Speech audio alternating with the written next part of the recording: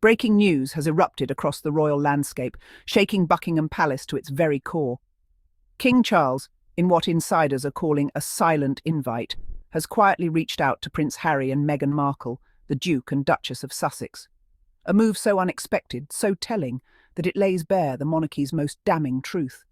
The fatal crumbles of the crown have reached such depths that only Harry and Meghan's return can halt the collapse.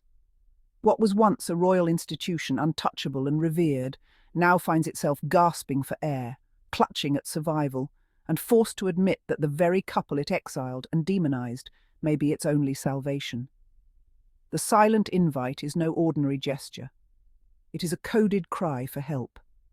It reveals what Buckingham courtiers will never publicly confess: that the monarchy has entered its most fragile state in modern history. Scandals, health crises, dwindling public trust, generational rejection and global irrelevance have cracked the walls of the House of Windsor. Once towering with pomp, the castle now trembles like brittle stone, and from this trembling fortress, Charles has extended a hand, not out of reconciliation but desperation. The monarchy's unravelling has not been sudden, but rather a steady erosion of credibility and dignity that stretches back decades. Each era of the crown has faced challenges, but none as existential as today. From the unresolved shadows of Prince Andrew's scandals to the ongoing health crises enveloping senior royals, every day brings another reminder of how fractured the institution has become. The crown rests heavy on King Charles's head, not as a symbol of glory, but as a burden of decline. The public gaze, once awestruck and reverent, now watches with skepticism and weariness, wondering if this monarchy has run its course. For centuries, the crown survived wars, abdications, divorces, and tragedies. But today, the cracks are too deep, the fractures too visible, and the relevance too diminished. Once upon a time, the monarchy was marketed as a fairy tale, carefully curated as a symbol of stability in times of uncertainty. The Queen's reign gave an illusion of permanence, of an institution above politics and beyond scandal. But today, surveys across Britain reveal a generational rejection of royal authority. Younger citizens see no relevance in the pomp. Taxpayers question the billions spent maintaining palaces, while hospitals collapse, wages stagnate, and the cost of living crushes ordinary families. The monarchy, once believed to be a unifying force, now feels like an outdated relic clinging to ceremony while the nation grapples with crisis. Scandal and hypocrisy corrode public trust, and at the heart of this crumble lies the very absence of the Sussexes, the ones who brought global attention, relevance, diversity, and hope.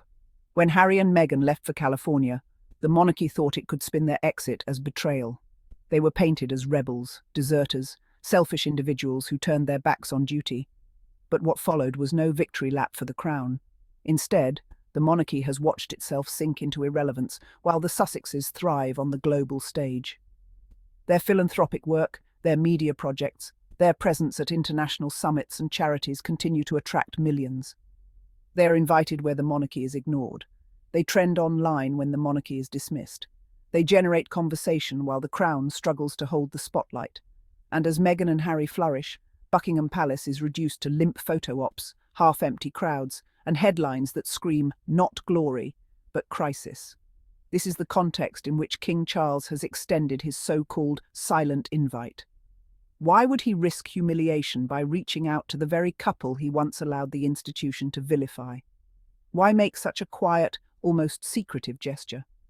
The answer is simple: because the monarchy cannot survive without them. This PR candy, as insiders have dubbed it, is nothing more than a desperate bid to lure Harry and Meghan back into the fold. The monarchy is starving for relevance. Every public appearance is scrutinized for signs of weakness. Every scandal amplifies its fragility. Every empty balcony moment shows the void left by the Sussexes' departure. Charles knows this, the courtiers know this, the public feels it, and so the invite comes, not with fanfare but with silence, because silence hides desperation better than words. It is no longer about reconciliation. It is about survival. The monarchy's PR machine has realized what commentators tried to deny. Meghan and Harry are not a liability. They are the crown's only chance at revival. Their absence is the monarchy's greatest weakness. Their return could be its only strength. And the truth is unavoidable. Harry and Meghan represent the only bridge between a dying monarchy and a global audience that has already moved on. The decline is not limited to Britain. Across the Commonwealth, voices rise demanding independence. Caribbean nations openly prepare for republican futures, no longer wishing to pledge allegiance to a monarch across the ocean. Australia debates referendums on severing ties. Canada and New Zealand question why a distant sovereign should remain head of state in modern times. The once global empire has shrunk to a fragile shadow of itself, held together by habit rather than conviction. And yet, when Meghan and Harry appear on the global stage, the world listens. Their speeches on mental health, equality, climate and compassion are quoted. Their appearances trend across platforms. Their philanthropic projects resonate deeply with causes that matter to modern audiences. They embody what the monarchy pretends to be: modern, compassionate, globally relevant. Without them, the monarchy is an outdated relic. With them, it has a chance to project relevance into the 21st century. For years, the British tabloids waged a merciless war against Meghan and Harry, painting them as villains in an unending saga of betrayal. Meghan was hounded with cruel headlines dripping in racism and misogyny. Harry was depicted as weak, emasculated, lost. But the strategy has failed spectacularly. Each attack has only amplified sympathy for the Sussexes worldwide. Each smear has only exposed the double standards within the palace. Each cruel headline has backfired, making Meghan and Harry symbols of resilience against an outdated system. The more the media tried to destroy them, the more they grew. And now, the monarchy finds itself trapped by its own strategy. Having painted Harry and Meghan as deserters, it now must extend the olive branch in silence, because to admit their need openly would expose their hypocrisy. The monarchy's PR war has collapsed into PR surrender. The fatal crumbles cannot be repaired by Charles alone. Prince William and Princess Kate, once seen as the future, now falter under scrutiny. William is seen as cold and distant, more bureaucrat than leader, more image than soul. Kate's health battles, tragic and concerning, have left her absent and fragile. Together they no longer command the sparkle of a new generation. Instead, they reflect the same old monarchy, rigid, outdated, unrelatable. The carefully built narrative of William and Kate as a golden couple has cracked under the weight of reality. Their absence from the spotlight during critical moments reveals not strength, but fragility, and the public sees it. They whisper about what the monarchy will look like when Charles can no longer reign. They question if William and Kate have the charisma or authenticity to lead. They doubt. But Harry and Meghan represent the future the monarchy pretends to embrace. They bring diversity, modernity, authenticity, and global appeal. They connect with younger generations who no longer see the monarchy as relevant. They inspire across continents, crossing cultural and social boundaries. They represent progress, where the monarchy represents stagnation. They embody compassion, where the monarchy embodies distance. They radiate humanity, where the monarchy projects cold tradition. And it is for these reasons that Charles has no choice. The crown is crumbling. And only Meghan and Harry can stop the collapse. The symbolism of this moment cannot be ignored. The glimpse of King Charles's worried face, paired with the headline of his silent invite, tells the story better than words. It is the face of a monarch who knows his house is falling. It is the silent cry of an institution that has run out of options.